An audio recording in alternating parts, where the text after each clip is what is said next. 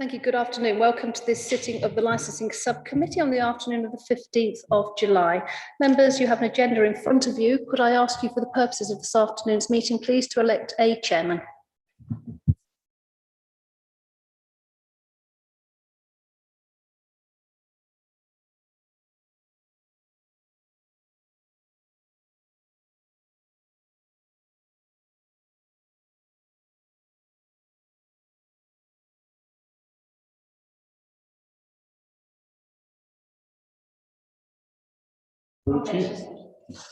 Good afternoon, everybody.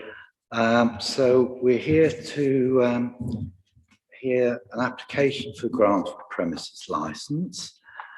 I'll open the meeting by drawing your attention to the fact that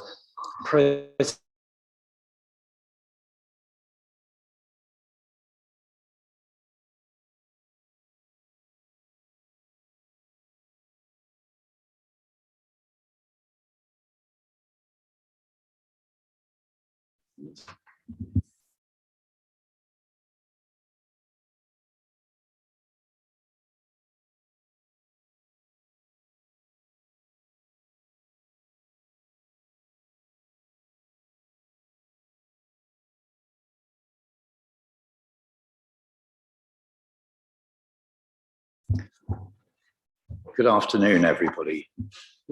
So we're here to look at the application for the grant of the premises license. I'll start by saying that presentations to this subcommittee are not given under oath. However, I should like to remind all parties that the highest standards are expected, and any deviation from these high standards could possibly influence any decision of the subcommittee. Now, you're the applicant, is that right? Are you aware that you are entitled to have representation? And am I right in understanding that you don't have any? And you're happy about that? Okay. So all parties limited to a maximum time of 10 minutes in which to make representations. If necessary, I'm prepared to extend that if it's really important to, and that if there are objectors, then they will have the same extension.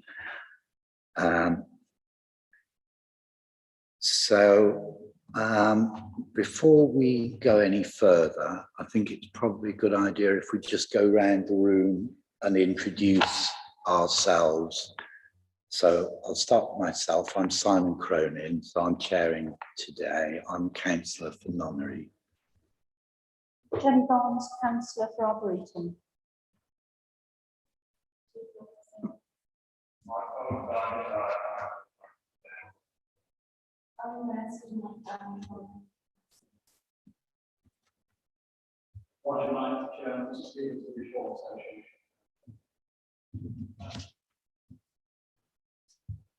Vanessa, Solicitor.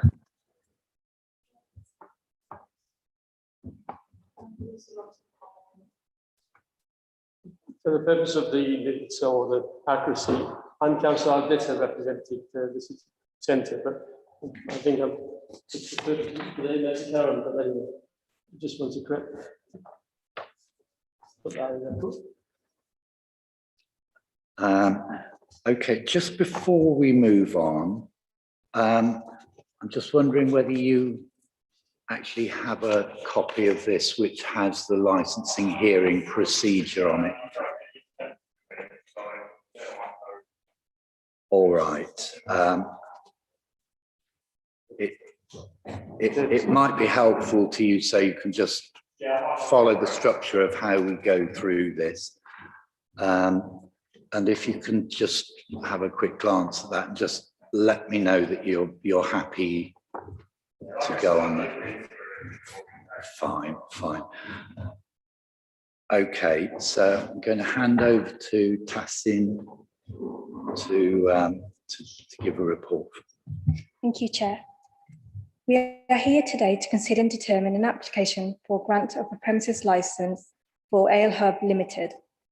The application was received on 24th May 2021. A copy of the application is attached to Appendix 1. The application contained all the requisite documentation, including the fee and a plan of the premises. A copy of the plan can be seen at Appendix 2. It can be confirmed that the application has been advertised correctly and was served on to all the responsible authorities. The applicant is applying for a premises licence to open a micropub. The applicant is applying for the following licensable activities: the sale of alcohol every day from 12 o'clock till 11 p.m. The designated premises supervisor identified in the application is Mr. McDiarmid. Fire Service and Children Protection Service responded to the consultation and raised no objections. 2 representations have been received from other persons. The representations make mention of concerns linked to the licensing objective of prevention of public nuisance and crime and disorder. A copy of this can be seen at Appendix 3.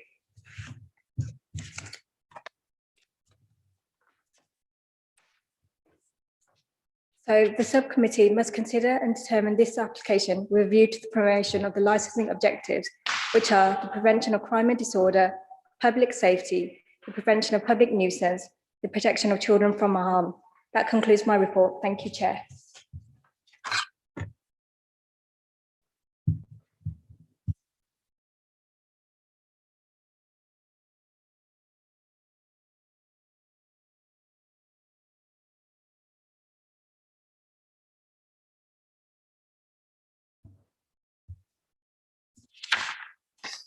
So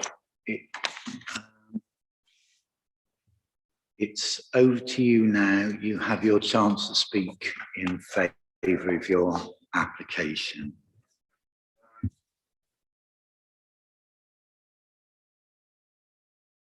Okay, all right then. That on? Yes. Okay, right.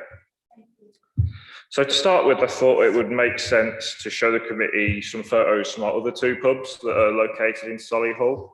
So on page 1, that's our first pub, which opened in September 2020. We go for a wooden warm feel, and we keep that consistent with all our pubs. So that would be the sort of interior that we'd be looking to install. Photo number 2, on page 37. Oh, sorry, no, I didn't realise it was double-sided. That's a photo of our bar, which sort of gives an idea of the kind of drinks we sell. So we sell 4 ales, which are the hand pulls at the front. Then we've got 2 craft beers, a Guinness and a cider, and we have the 1 lager, which is the beer Moretti. We also sell a range of gins and whiskies and rums, which are on that back shelf there. The next page is on our opening night, which sort of gives an idea of the clientele we attract. We tend to target the over 35s, over 40s market, and that's generally who we tend to get in.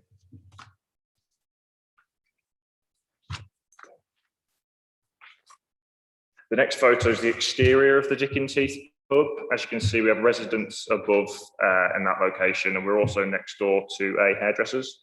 We have a good relationship with everybody around us, and it's something we strive to maintain. The next photo is our Shirley venue, which opened when the restrictions lifted in May. It was due to open in December of last year. Again, like you can see, it looks very similar to the other one. So we try to keep the theme going. And like I said, we'll do similar should we be granted a license in the Worcester venue.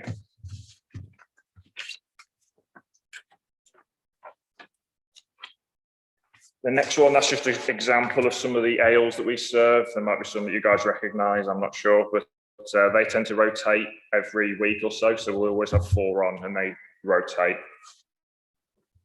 The next photo is, that's an example of our pricing board, just to give you guys an idea of the pricing structure that we have. So we tend to range from about £3.50 to £4 for our ales. Beer Moretti is priced at £4.75 and the craft beers are both £4.90.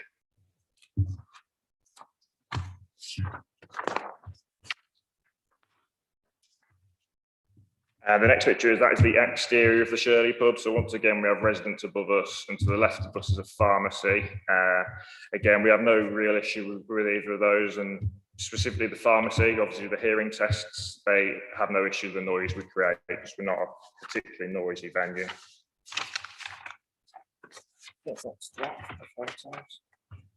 Right, so I've just prepared a few words. So I thought it'd help if I explained a little bit about what the Ale Hub's about. We're a family-run business. We have two other venues, like I've mentioned, in Solihull, and they're both in highly residential areas, and both of which have residents living above them. So we're aware of how important it is to work with the local community to create a situation where everybody's comfortable. Our pubs are micro pubs, which are defined as a small three house, which listens to its customers, mainly serves cask ales, promotes conversation, shuns all form of electronic entertainment, and dabbles in traditional pub stacks. We stick to these principles, and none of our venues have TVs or fruit machines or anything of that ilk. Our focus is on selling premium craft beer and real ales, as well as high quality gins. Like I've been through the pricing structure, we only sell one draft lager, which is beer Moretti, and that's priced at £4.75. Our two craft beers are £4.90 each. Our ales vary between £3.50 and £4. Our brand is very much a premium brand. We're not a Wetherspoon style pub, which sells cheap, poorly kept beer. This is the reason we chose St Peter's as a potential new place for a venue, as it's a respectable area which lacks a proper pub that only serves drinks. The nearby Harvester and Toby Carvery are both meals focused, so the community is missing out on a drink-specific place to meet and socialise without the pressure to order food. Our target market is over 35s who have extra disposable income and will pay a little bit more to relax in a comfortable environment without children, as under 18s are not allowed into our pubs after 6 p.m. We are strict with this rule, so we want our pubs to be places where adults can enjoy themselves comfortably without the noises created by groups of children. Our staff are always on the lookout for younger people coming into the pub, as we do not attract these types of customers due to our offering and pricing structure. So under 25s will be ID'd and kept an eye on from the moment they enter the pub. In terms of the conditions we put into our licensing application, we feel we've put in the necessary steps to achieve the licensing objectives. To prevent crime and disorder, we will install CCTV with multiple cameras that will capture all the patrons who enter our venue.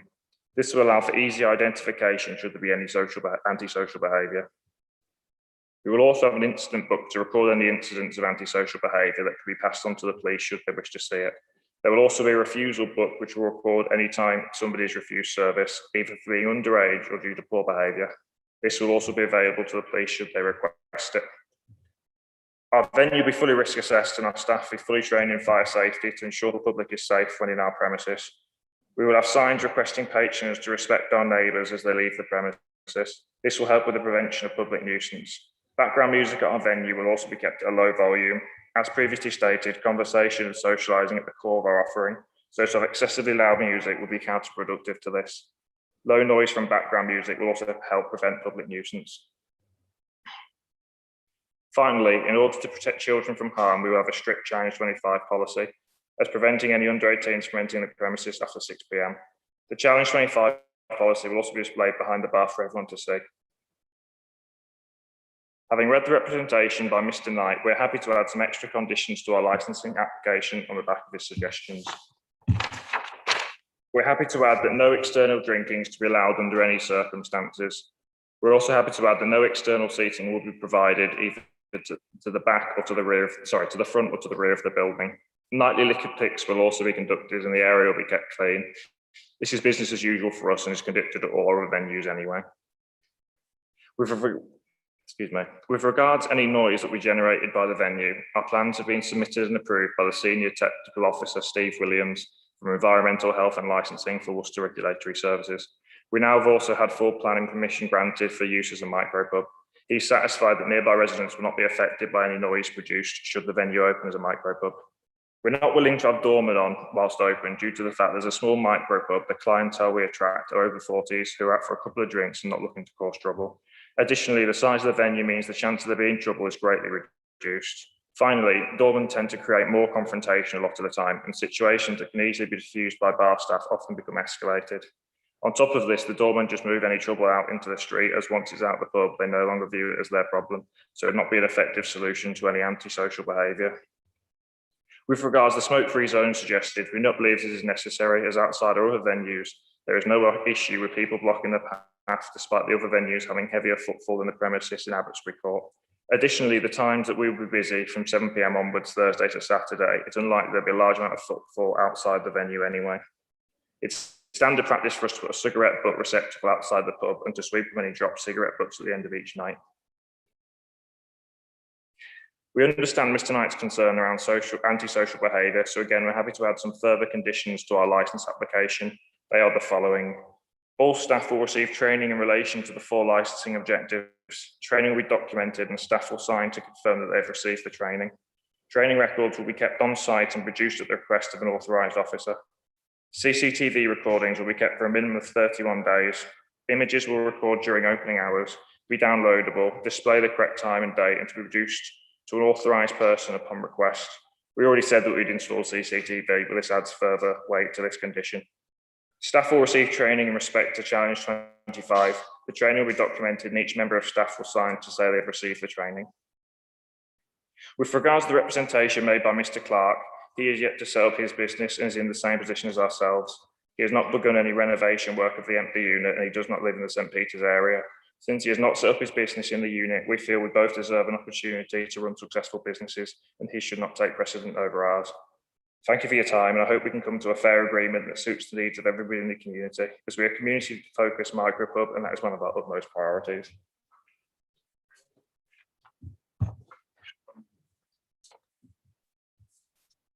Thanks.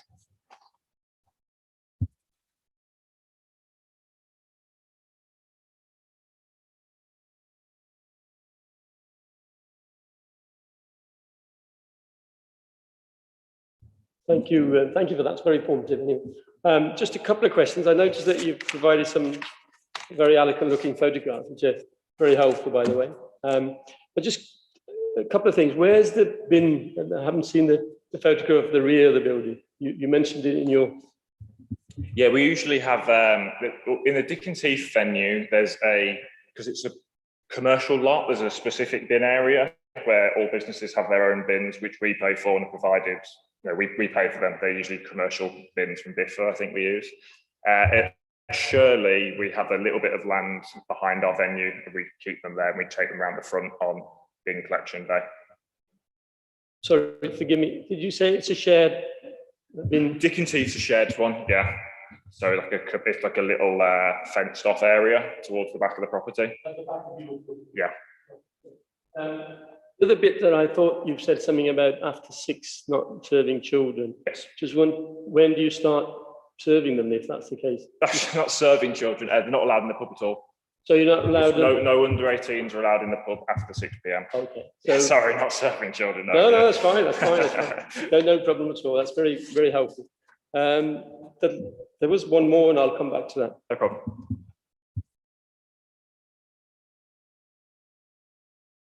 I just have a question. You've got 2 other premises, is that right? And you've given us photographs of the outsides of those. I was pleased to hear what you said about putting a cigarette and receptacle outside and sweeping up. That's a real pain for the neighbourhood where people don't do that. But I can't see on either of those photographs where you've got that at those premises. Are they somewhere slightly out of sight? Well, we tend to take them and put them out everywhere, so they might not be out. Okay. So I'm with you. So it's basically a mobile thing that you just bring in and out. That's fine for me.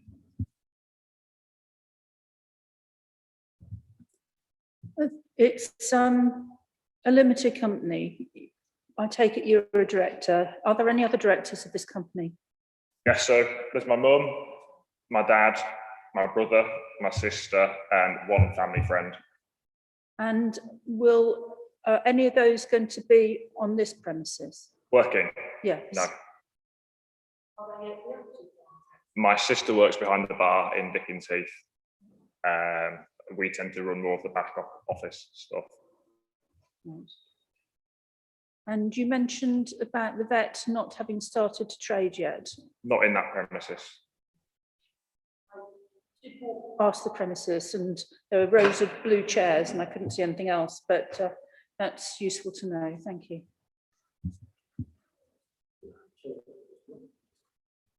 It has come to me. You don't have any chair decking proposed at the front of the side at all, or do you? The Shirley watch, but obviously we have now done a point that was not good contact. So only one of them.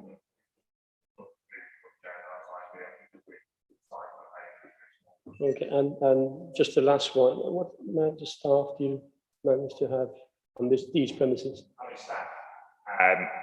Usually one full-time member of staff who's the manager and 3 part-time members of staff Thank who you. do about 20 hours each. Thank you.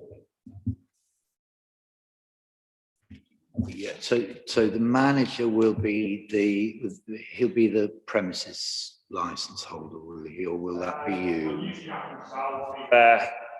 For the first 6 weeks, keeping an eye on things as the designated supervisor. And then once we're happy that the manager is competent, knows what he's doing, we will then send him on the licensing course and he will become the designated premises manager. So that there are obviously will always be somebody responsible for the premises who's actually got a personal license.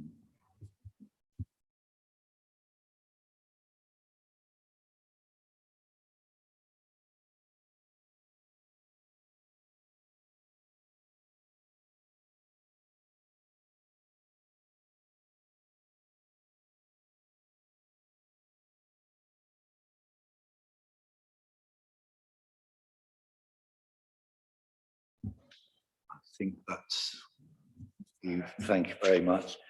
Now, I think, Roger, I don't think we're expecting you to make any represent. I'm sorry? To say a few words.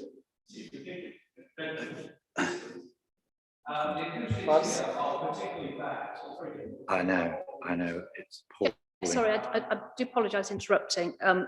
I don't think Councillor Knight has actually asked to speak. So do you have any objections if Councillor, no, thank you very much. In the absence of any objections, so yes, please do carry on. I'm sorry you're so far away from us. I don't know if you wanted to come a little, do you want to come a little bit closer? It might make it a little bit easier to hear.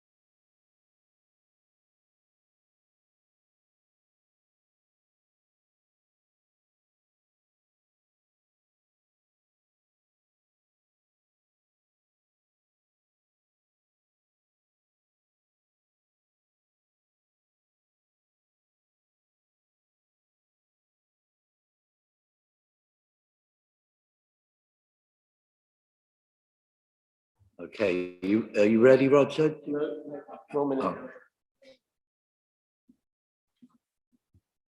You can hear on that one.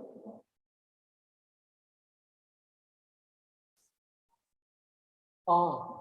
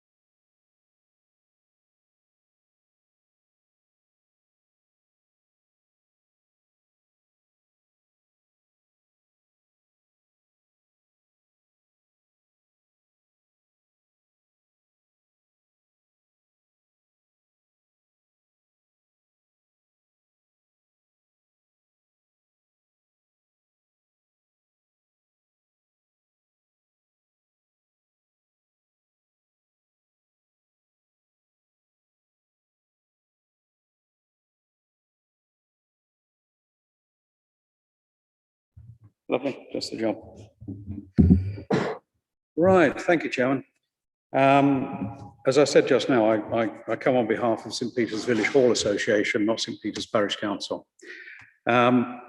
We are not against this proposal in principle. It's a lovely idea.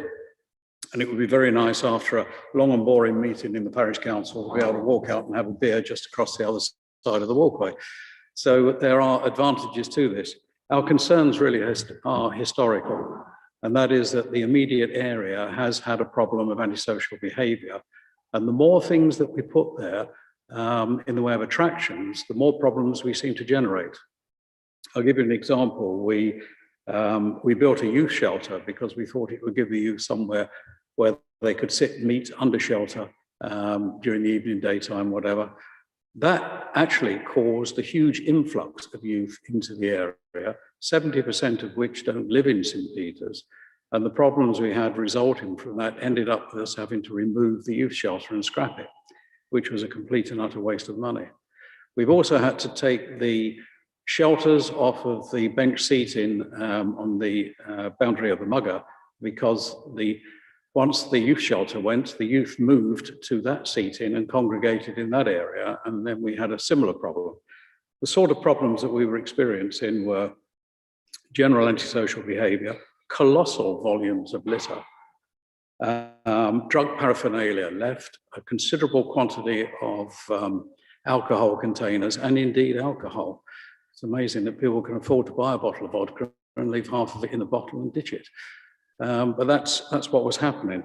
So we've had to rein things back in to try to control what is going on in the area.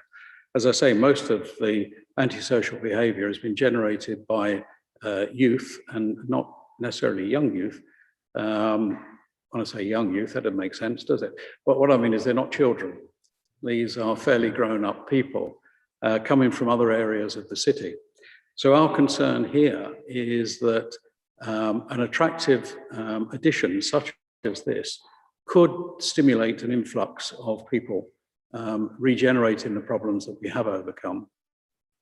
There is also the issue of people being able to pass. And what we were concerned about there in particular was if those people that had gone for a beer, that decided to go outside and have a cigarette, were standing on the pavement in groups, it would make it difficult for people to pass by.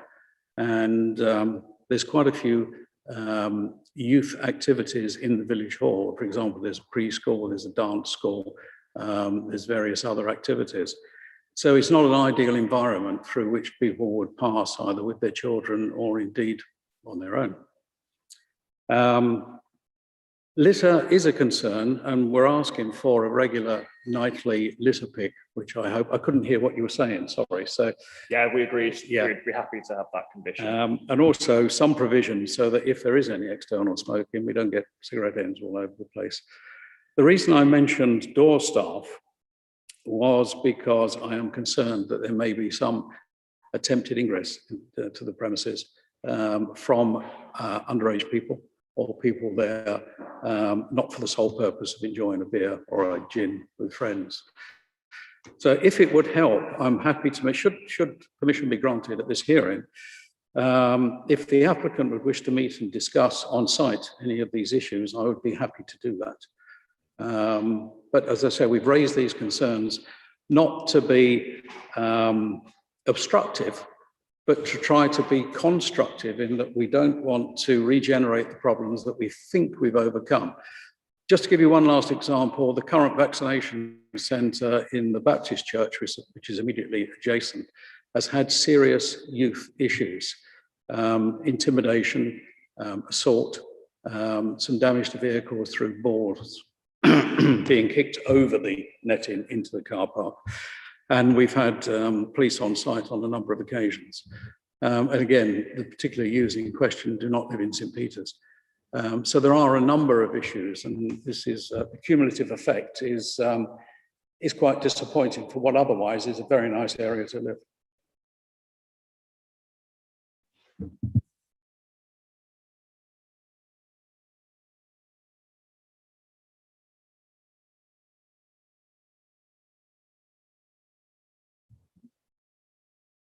Thank you, Roger.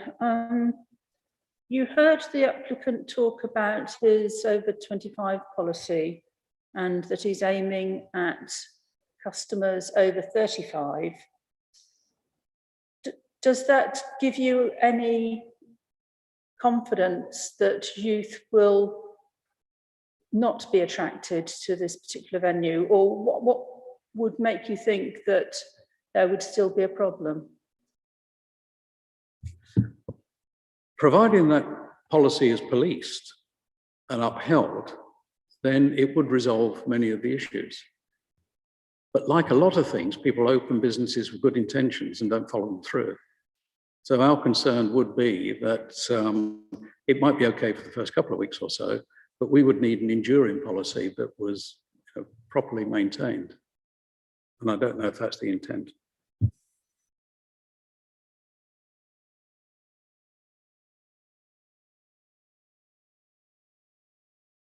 Thank you, Roger. That was very helpful.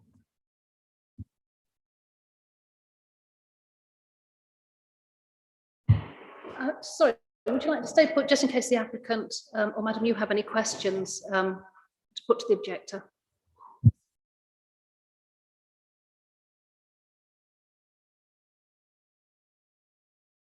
Well, I think we're all on the same page, really. We don't want you, it's not our clientele, we don't want you coming into our pubs, and generally we don't experience it due to the offering we have. So, like I say, we have one premium lager. Generally, if I'm stereotyping, the youth tend to drink cheap lager in volume rather than premium lager at a price. And with regards to the Challenge 25 policy, we have been running our other pubs for a bit longer, six months now. So it's obviously something that we do feel very strongly about, and we generally don't attract young people. And I appreciate what you're saying. You know, young people will go to a pub, but they're not who we want in our pub at the end of the day. And I think we all want the best for the area, and we're on the same page there, I think. Can I just step in? So, do you have any questions that you want to ask, Roger? Well, you've got the chance to. That's fine. So I think that's. I'll try and keep it to the format. Otherwise, this can all get a bit nebulous. So we now have the opportunity, if any of the local councillors have anything to say, which there clearly isn't anyone here. So it goes to you to make a closing statement, if that's okay.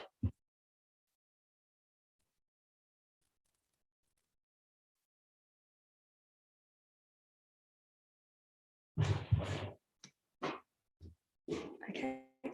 So members, you have heard from the applicant and the objector, and now the subcommittee must consider and determine the application based on the information that was presented today. The subcommittee should determine this application with a view to the promotion of the 4 licensing objectives, which are the prevention of crime and disorder, public safety, the prevention of public nuisance, and the protection of children from harm. Thank you. Thank you. So you have a chance to make a closing statement if there's anything else you want to say. Okay. So over to you, Vanessa, for you to make a statement on legal. Thank you very much, members. Just to remind you of the legal position in relation to any application for premises licence, you're governed by the Licensing Act and the 4 licensing objectives. The 2 that are forefront in your mind today are crime and disorder and public nuisance, based on the objections that have been placed before you. I will remind you that there are only matters that fall within your remit that can form part of your deliberation. The suitability of this venue is a planning matter, as is parking, so therefore you must disregard anything that doesn't fall within the licensing regime. With regards to the question of music, and I'll touch upon this just briefly if I may, if a premises licence for the sale of alcohol is granted, then the local authority does not then license the music. The Live Music Act means that music can be played from 8 o'clock in the morning until 11 o'clock at night without being licensed by the licensing authorities. There is no application in relation to that. The other matters that you will have to consider are those that have been presented to you in written representations and in person today. You do have 2 objections, one of which, the second one in relation to the neighbouring business, that is in writing only, simply because the person did not attend to talk to you about that today, does not in any way mean or diminish any weight you want to give to that evidence. With regards to crime and disorder, I'd direct you to the licensing guidelines, the section 182 guidelines, which tells you to look to the police to the main source of advice on crime and disorder, and you will see that there have been no representations from the police or indeed from any other responsible authority. Members, I'm not sure if I can assist you very much further at this stage. Just to make the observation, if I've read the application correctly, this is on sales only. There's no intention for off sales, and therefore the consumption of alcohol will be within the premises. This isn't a venue where anybody is able to go in, purchase alcohol and take it and consume it off site. So just for clarification for that. Members, I'm not sure I can assist you very much further. It's for you now to consider what is on the papers in front of you, the representations you have made, determine whether you will grant the licence in the terms as requested, whether you wish to refuse it, or whether you wish to impose any conditions which you consider are necessary and proportionate for the evidence that you've heard. I will just ask for one point of clarification, just to make sure that I've written this down correctly. You have the operating schedule, which is part of your papers, the application. That tells you what conditions are being put forward as part of the application. In relation to CCTV, so I think you've indicated that you wish to add to that, that the recordings to be kept for 31 days. I think that at the moment it simply says that you'll have CCTV, and I think what you'd indicate is you'll keep that for 31 days and to make that available for downloadable. Yes, thank you very much. The other conditions that you confirmed, just if I may, is no external drinking. With regards to this not being off sales premises, that perhaps may not be something that members consider is necessary. No external seating, again, there's no application in relation to that, but the litter picking nightly to be carried out, and that is to include a specific cigarette bin as well. Is that correct? Have I missed anything else that you'd invite members to add to the application? Training, yes. In relation to the 4 licensing objectives, and again signed by the staff members to confirm they have received that training. Thank you very much. Members, that's the application before you. Thank you. So we'll adjourn for a period of time now to discuss this amongst ourselves. And if I could ask you guys to just step outside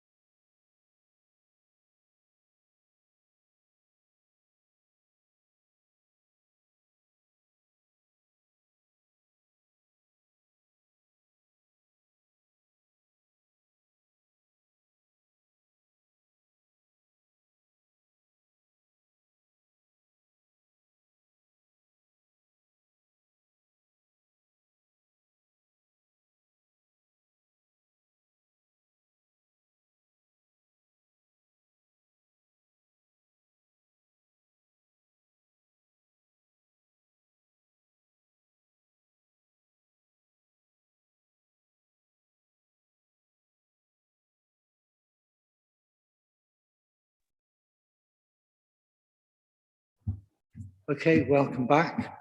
I'm happy to tell you we've approved the licence application, subject to some conditions, which I'll pass over to my colleague Vanessa to just run through those. Thank you very much, Chair.